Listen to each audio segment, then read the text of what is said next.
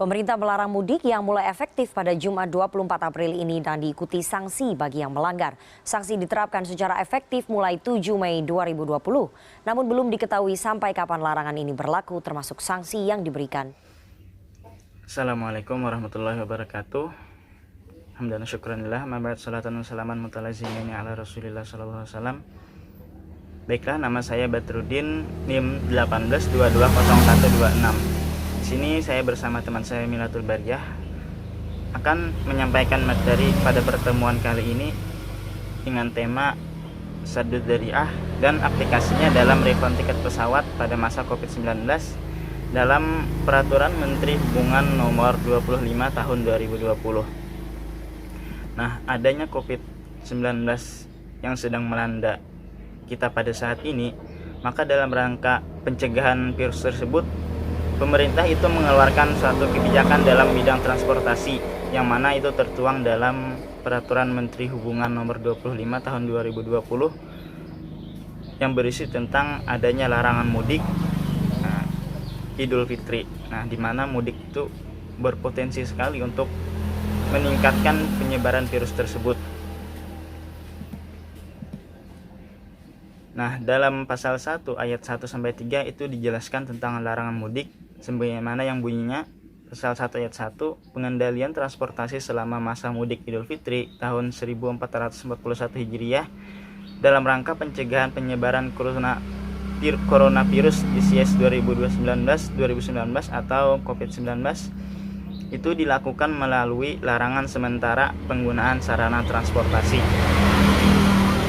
Kemudian yang ayat 2, larangan sementara penggunaan sarana transportasi sebagaimana dimaksud pada ayat 1 itu berlaku untuk transportasi darat, transportasi perkereta-apian, transportasi laut, dan juga transportasi udara. Adapun yang ayat 3 itu larangan sementara penggunaan sarana transportasi sebagaimana dimaksud pada ayat 1 itu mulai berlaku pada tanggal 24 April 2020 sampai dengan tanggal 31 Mei 2020. Nah, dari pasal 1 ayat 1 sampai 3 tersebut sangat jelas bahwa di sana terdapat larangan mudik Idul Fitri baik itu melalui transportasi darat, kereta api, udara maupun laut, yang mana itu berlaku pada tanggal 24 April 2020 sampai dengan 31 Mei 2020. Nah, adapun terkait refund tiket pesawat itu dijelaskan lagi pada pasal 23 sebagaimana yang berbunyi, Badan Usaha Angkutan Udara wajib mengembalikan biaya tiket secara penuh atau 100% kepada calon penumpang yang telah membeli tiket yang untuk perjalanan pada tanggal sebagaimana dimaksud dalam pasal 1. Nah, jadi bagi penumpang yang sudah membeli tiket pada tanggal yang ditentukan di mana tadi dilakukan adanya larangan mudik, maka itu berhak untuk mendapatkan refund tiket secara penuh atau 100% dari tiketnya tersebut. Nah, kemudian tentang tata cara refund tiket pesawat itu diatur lagi dalam pasal 24. Yang pertama, tata cara refund tiket pesawat itu yang pertama yaitu melakukan penjadwalan ulang atau reschedule bagi calon penumpang yang telah memiliki tiket dengan tanpa dikenakan biaya. Yang kedua, itu melakukan perubahan rute penerbangan bagi calon penumpang yang telah memiliki tiket tanpa dikenakan biaya dalam hal rute pada tiket tidak bertujuan keluar atau masuk wilayah sebagaimana dimaksud pada pasal 2. Kemudian yang ketiga itu mengkompensasikan besaran nilai biaya jasa angkutan udara menjadi perolehan poin dalam keanggotaan Badan Usaha Angkutan Udara yang dapat digunakan untuk membeli produk yang ditawarkan oleh Badan Usaha Angkutan Udara. Yang terakhir itu adalah memberikan kupon tiket atau voucher tiket sebesar nilai biaya jasa angkutan udara atau tiket yang dibeli oleh penumpang dapat digunakan untuk membeli kembali tiket untuk penerbangan lainnya, dan itu berlaku paling singkat 1 tahun serta dapat diperpanjang paling banyak 1 kali. Nah, itu adalah tentang bagaimana caranya tata cara refund tiket pesawat.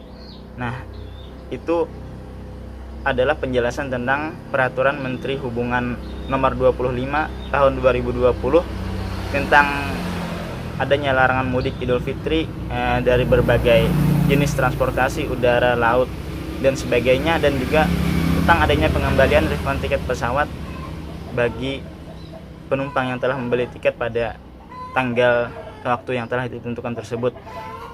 Yang selanjutnya ada penjelasan tentang Saddud Dzari'ah, baik itu dari segi definisi, pembagian, dan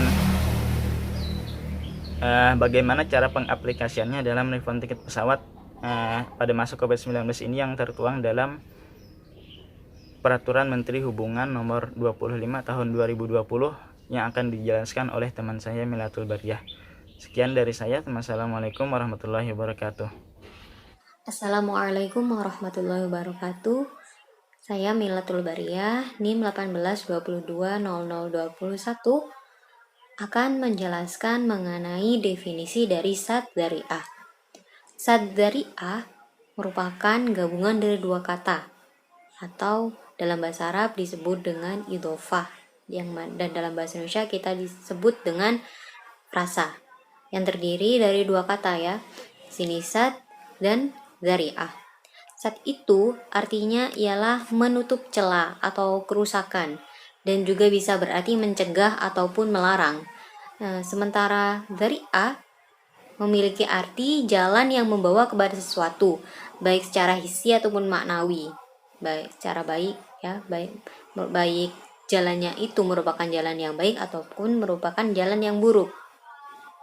Jadi dapat kita simpulkan makna dari Sadd Dzari'ah. Di sini saya mengambil definisi yang dikemukakan oleh Profesor Dr. Wahbah Zuhaili. Sadd Dzari'ah ialah melarang dan menolak segala sesuatu yang dapat menjadi sarana atau perantara kepada keharaman, yang mana tujuannya ialah untuk mencegah kerusakan dan juga bahaya. Kemudian Sadd Dzari'ah sendiri menurut Muhammad Hashim Al-Burhani memiliki beberapa rukun, tepatnya ada 3 rukun. Yang pertama, merupakan perkara yang tidak dilarang dengan sendirinya, ya, sebagai perantara, wasilah, sarana, ataupun jalan. Jadi awalnya perbuatan ini ataupun perkara ini merupakan perbuatan yang mubah. Nah, dalam hal ini dibagi dalam 3 keadaan. Yang pertama, maksud dan tujuan perbuatan adalah untuk perbuatan lain. Dan yang kedua, maksud dan tujuan perbuatan adalah untuk perbuatan itu sendiri. Dan yang terakhir, perbuatan itu menjadi asas suatu perantara atau sarana itu kepada sebuah bahaya. Kemudian rukun yang kedua ialah kuatnya tuduhan kepadanya atau disebut dengan al-ifdha. Inilah yang menjadi penghubung antara wasilah kepada perbuatan yang dilarang atau al-mutawassil ilaih, yaitu adanya tuduhan atau dugaan yang kuat bahwa perbuatan tersebut akan membawa kepada mafsadah atau kerusakan. Dan yang terakhir ialah perbuatan yang dilarang. Jadi Sadd Dzari'ah ini berkaitan dengan perbuatan yang dilarang atau al-mutawassil ilaih. Nah, ulama mengatakan rukun yang ketiga ini sebagai al-mamnu atau perbuatan yang dilarang. Maka jika perbuatan tersebut tidak dilarang atau mubah, maka wasilah atau dzari'ah tersebut hukumnya tidak dilarang. Jadi kita lihat dulu perkara tersebut. Perkara tersebut ialah perkara mubah atau perkara yang diperbolehkan dan tidak dilarang. Namun akibat adanya dugaan yang kuat akan menimbulkan suatu mafsadah atau kerusakan apabila perbuatan mubah tersebut dapat menjadi sarana menuju keburukan tersebut, maka hal itu harus dilarang. Nah, Sadd Dzari'ah sendiri dikelompokkan oleh Ibnu Qayyim. Sadd Dzari'ah dibagi menjadi 4. Yang pertama, suatu perbuatan yang memang pada dasarnya pasti membawa kerusakan dan menimbulkan kerusakan atau mafsadah. Jadi bisa menimbulkan. Memang sudah dasarnya dapat menimbulkan kerusakan. Seperti pendirian bioskop, pendirian bar. Jadi dalam pendirian bar, yang mana di situ pasti berpotensi, dasarnya pasti berpotensi untuk menjadi tempat maksiat, tempat untuk minum minuman keras, maka pasti hal itu akan dilarang. Kemudian yang kedua, suatu perbuatan yang pada dasarnya memang diperbolehkan atau bahkan mustahab ya, namun secara sengaja dijadikan sebagai perantara untuk terjadi sesuatu perbuatan buruk yang merusak atau mafsadah. Jadi pada dasarnya ini misal ada suatu bangunan, mendirikan bangunan itu suatu hal yang benar dan memang diperbolehkan, tapi disalahgunakan secara sengaja ya. Di sini salah gunakan oleh oknum tertentu untuk melakukan suatu perbuatan yang buruk sehingga harus dilarang atau ditutup tempatnya seperti itu. Kemudian suatu perbuatan yang pada dasarnya itu diperbolehkan, namun tidak sengaja dapat menimbulkan keburukan. Jadi keburukannya ini atau mafsadah, kerusakan ini tidak disengaja, dan pada umumnya keburukan itu tetap terjadi meskipun tidak disengaja, yang mana keburukan tersebut lebih besar akibatnya daripada kebaikan atau maslahah yang diraih. Jadi ada perbuatan yang mana secara tidak sengaja dapat menimbulkan suatu mafsadah atau kerusakan, yang mana nanti kerusakan tersebut baik nanti disengaja ataupun tidak pasti akan lebih besar daripada kebaikan atau maslahah yang diraih. Dan yang terakhir ialah suatu perbuatan yang pada dasarnya diperbolehkan namun terkadang bisa menimbulkan keburukan atau mafsadah. Nah, kebaikan yang ditimbulkan itu lebih besar daripada mafsadahnya. Nah, dalam kaitannya di sini ya, dalam pembahasan mengenai refund atau pengembalian biaya tiket pesawat pada masa Covid, dapat kita simpulkan bahwasanya pelarangan mudik ya, kan awalnya itu karena pelarangan mudik. Jadi dalam peraturan Menteri Perhubungan nomor 25 tahun 2020 itu mengatur mengenai pengembalian biaya tiket baik kereta api, angkutan umum, dan juga pesawat. Nah, di sini pesawat ya merupakan sarana transportasi yang paling memungkinkan penularan karena terdapat orang dari berbagai daerah yang berkumpul dalam satu tempat dan memiliki kemungkinan besar untuk menularkan virus, sehingga apabila seseorang melakukan perjalanan menggunakan pesawat dan menuju ke kampung halamannya, maka ia akan berpotensi besar untuk menularkan virus, baik itu dia ketahui ataupun tidak, kepada keluarganya yang ada di kampung halaman.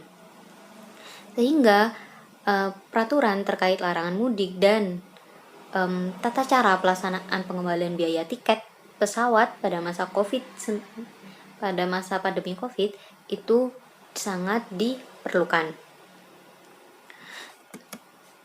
Nah, kita merujuk pada hadis Nabi yang diriwayatkan oleh Bukhari dan Muslim, yang mana berbunyi, qala Rasulullah sallallahu alaihi wasallam, at-ta'unu ayatul rijzi, ibtalallahu azza wa jalla bihi nasan min ibadihi, fa idza sami'tum bihi fala tadkhulu alaihi, wa idza waqa'a bi ardin wa antum biha fala tafirru minhum.